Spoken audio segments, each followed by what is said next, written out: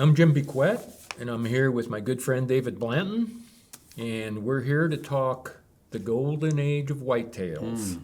David, I penciled a few notes here, and I know you can agree with me on this. There remains one constant amongst hunters. Hunters are obsessed with whitetails. It's a disease, a sickness. There's no known remedy for it. You can't go to your local pharmacy and find a pill that will help diminish whitetail fever that surges in the fall each and every year. The one major symptom, knee knocking and teeth chattering. Yes. Talk a little bit about that. I'm sure you've had it from when you were a young boy. Well, by far the most popular big game animal is a whitetail deer. Nothing even comes close when you talk about the number of hunters as they hunt different species. The whitetail deer hunter would dwarf anything else. And it's our bread and butter. You know, it's what we do. It's what we, living in the southeast. But whitetails are hunted all over the country now, Jim, and from Washington State to, of course, Montana, British Columbia even, Alberta, Saskatchewan, Manitoba, and everything down South Dakota all the way down. Colorado, the whitetail hunting in Colorado now is incredible, but it hasn't always been that way. Right. And I can truly say that now, without a doubt, we live in the golden age of whitetail hunting. Yeah. And I think there's several reasons for that, but I think one reason is the attention that is put forth, the effort that is put forth to management now, as opposed to 20 years ago. Like providing year-round food sources for deer. 25 years ago, it was the 1st of September. Let's go disc up a 2-acre food plot and plant some wheat and ryegrass and hunt over it in November, December. That was the extent of food plots. Now, people all over the North America are providing year-round nutrition and protein for their whitetails. But one thing I'm shocked on to this, I'm so surprised about this. Back in '94, when Milo Hansen shot the world record whitetail in Bigger, Saskatchewan, and I was fortunate enough to be sent up there by Bill to video and document the official scoring ceremony in the high school gym in Bigger, Saskatchewan. I spent the weekend with Milo and his wife Olive and watched the deer get mounted after the scoring session, and so I got to know Milo very well. And then, of course, we did the interviews for Monster Bucks way back in the day with Milo and the mounted Hansen buck. Well, that's, what's that, almost 30 years ago? Okay, I am shocked that record still stands today. Yeah. The size of the whitetails that are being taken all over North America are unbelievable. But no one yet has been able to knock off the net typical whitetail score of 213 and an eighth. 30-something years ago. And we're shooting deer that are 240, 250, 260 inches in the wild, but they're non-typical. And so that amazes me, but still to this day, we are living in the golden age of whitetail. Matter of fact, I tell you this, one of the most interesting things, somebody asked me the other day, Whitetails in the Wild, our very first deer video here at Realtree. What was the average size of the bucks that we took on Whitetails in the Wild? Do you care to take a guess at that? The average score? Just a gross score.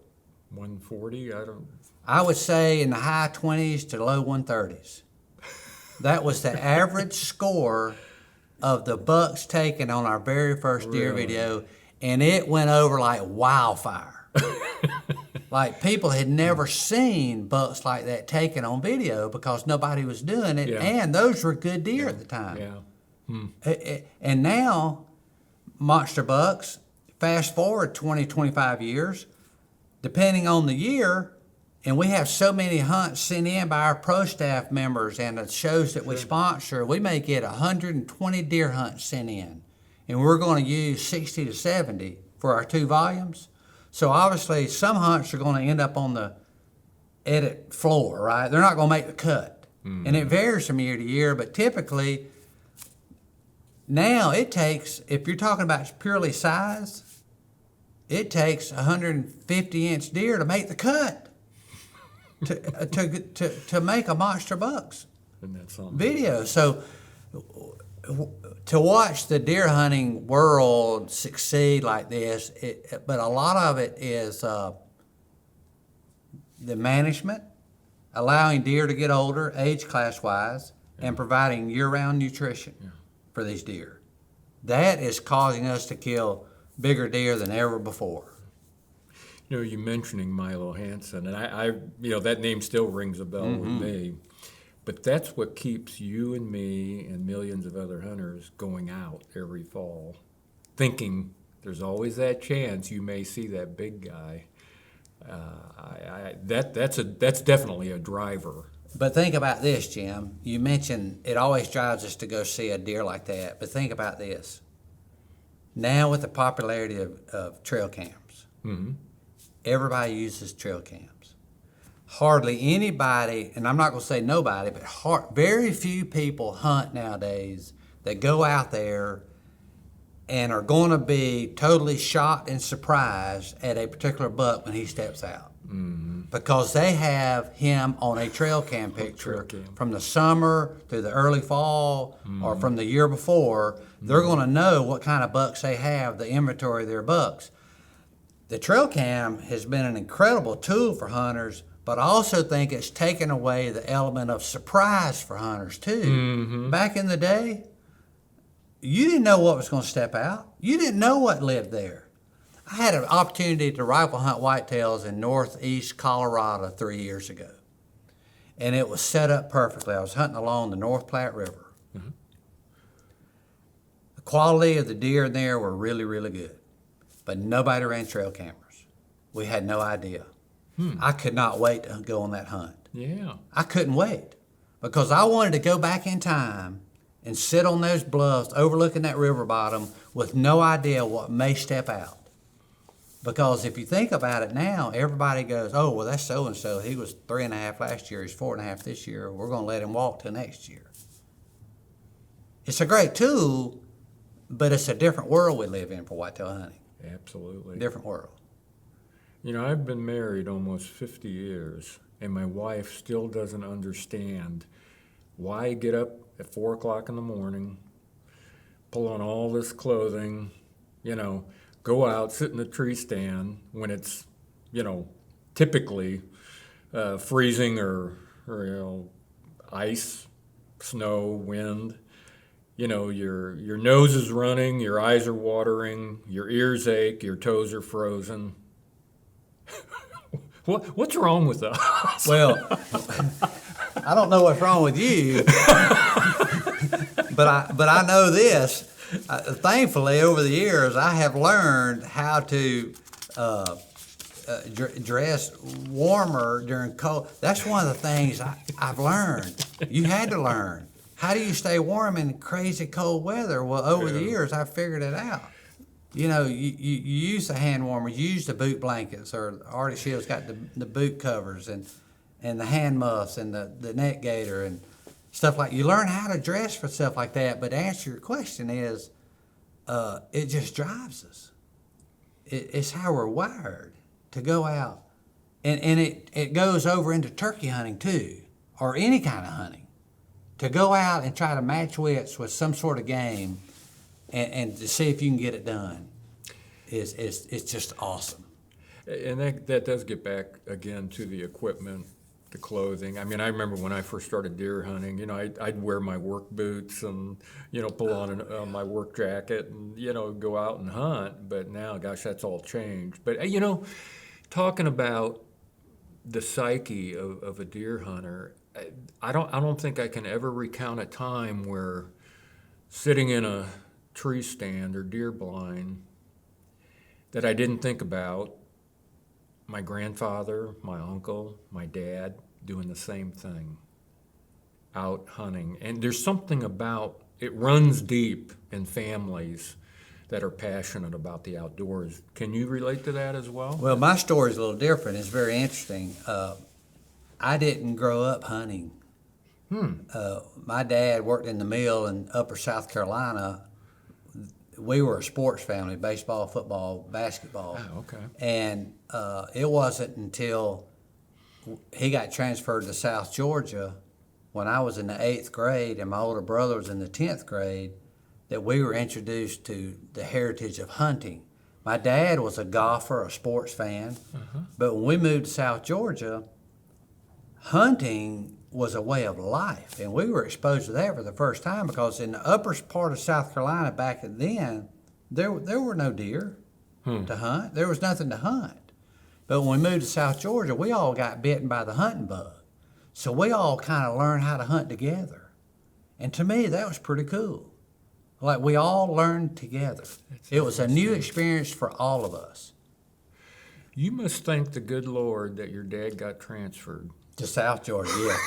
Again, it's the hand of God. I'm telling you, if he had never gotten transferred to South Georgia, I would have never been exposed to hunting. You would have spent more time on the golf course. Yes. In a Yes, hunting and no stand. telling what I've done for a living. But again, God's hand is all over my career for the reason of glorifying Him to others. You know, giving Him the honor for what He's done in my life through hunting. Sure. Yeah. But we all learn how to hunt together. That's a neat story. I didn't know that. That's a great story. Last question. Do you think the medical community will ever find a cure? I hope not. No. Because I still get just as excited today when a deer comes in that it's a deer I'm trying to take, or a turkey, or an elk. It's still something that's so exciting, isn't it? It is. Is it not? After all these years. And it's the hunt itself. Like I have people ask me, David, how'd you do last year elk hunting? And I says, well, I was in New Mexico. It's my elk hunt of the year. Had an incredible hunt. He said, really? And I said, yeah, incredible hunt. I hunted 8 days, archery hunted for bugling bulls during the rut. Had an incredible hunt. They said, wow. And I said, and I never came to full draw. Never came to full draw. So now they're confused, like, wait a minute. You just said you had an incredible elk hunt. You never released an arrow. And I said, no, I never released an arrow. Isn't that a beautiful place to be in when you love it so much and you get to experience that bugling bulls and you're in them every day and you know it's going to happen that day and you wake up in the morning and you go, this is the day it's going to happen. And you're in them and you're in them and you never release an arrow. I left camp, Jim, and I can't say that this would have been the case back earlier in my career. I would have left camp like all, like disappointed and frustrated and put out that I left camp this year to drive back to Albuquerque to catch my flight home. I was so content. I was full. Like I was so at peace with everything because we had gotten incredible video, had incredible counters. We got enough footage for a great TV show, which people are really going to enjoy. It's just not going to include a kill. But now in my career, I embrace those moments. That's a great story. And for when you are successful, and we all have way too many mounts from our successful hunts over the years, but when you look at a mount, I don't even pay attention to the size of the antler. I think about the people I was with, the gun I was using, the conditions. Yeah. It's about the memories. It's not about how big that 150 class deer. I've got a bighorn sheep Montana bighorn sheep tag I drew years ago, and it was about 4 or 5 years after my dad had passed away. And every time I look at that sheep, that's probably my most cherished mount that I have, because you're never supposed to draw that tag as a non-resident. Oh yeah. And I look at that sheep, and when I look at that sheep, I always think about the mountain. The weather was cold. It was icy. My oldest son, Harmon, was with me on the trip. We had filmed it. And I remember walking up to that sheep. It took us an hour to get up to him where he lay dead because of the treacherous footing. But I remember walking up there and thinking about my dad. And because he would have been with me if he had not passed away on that trip. I would have taken him. But I think about all those things just by looking at that sheep. Yeah, that's a great Everything story. that took place on that hunt. And to finish up here, and I'm sure you feel the same way, it makes me happier than a pig, and you know what, that our children and grandchildren are going to experience what we have. Because, again, it's the golden age of whitetails. Yeah. I mean, it has never been as good as it is now. It's fantastic hunting. We just don't need to exclude the youth from getting involved now. I think it's great to manage whitetails and let them get some age on them.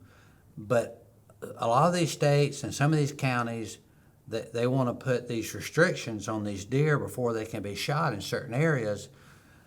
I don't want to see that take place for a novice hunter or a first-time hunter, whether it's a youth or a lady or a man. If they've never hunted before, don't put all these restrictions on them. Let them enjoy the hunt and the harvest. Yeah. Make some exceptions, and let's don't create barriers for hunting. Let's break down some of the barriers, because what we need now in hunting, we need more hunters. We need to recruit hunters, because we're not filling in with the hunters that get older age. I don't know what the average age of the whitetail hunter is in the U.S., but I heard it was in the upper 50s. Really? The average age of the whitetail deer hunter. Wow. So we need those younger hunters to keep coming in and being recruited into our sport. And we all should take that more seriously and do our part. But let's don't get so caught up in the trophy size of these deer. Let's don't worship these deer to the point where we're making it hard for the youngsters to get involved in the sport. Yeah. You know what I'm saying? Yeah. But yes, to answer your question, it's the greatest way to spend time in the outdoors is hunting. It's good to know that we've left the next generation with a tremendous population of whitetails, and so our future generations can hunt them like we did. So. Because hunters, we are the best conservationists in the world. Oh, sure. Absolutely. The amount of money we spend on gear and licenses. Pittman-Robertson. The Pittman-Robertson Act. There's a certain portion of that money goes to protecting the hunting heritage, prolonging the hunting heritage, conservation to take care of these species. Yeah. You know, we're just coming out of incredible winter kills out west in places, like where the elk and antelope were decimated. Mm-hmm. Well, it's because of us and the money that we're going to spend as hunters that are going to help restore these populations to huntable populations again. We should be very proud of that as hunters. Absolutely. And let's hope they never find a cure. Well, let's hope that Bill Jordan allows me to keep working here at Realtree. That's my biggest concern. Thanks a lot, Dave. Thank you, Jim.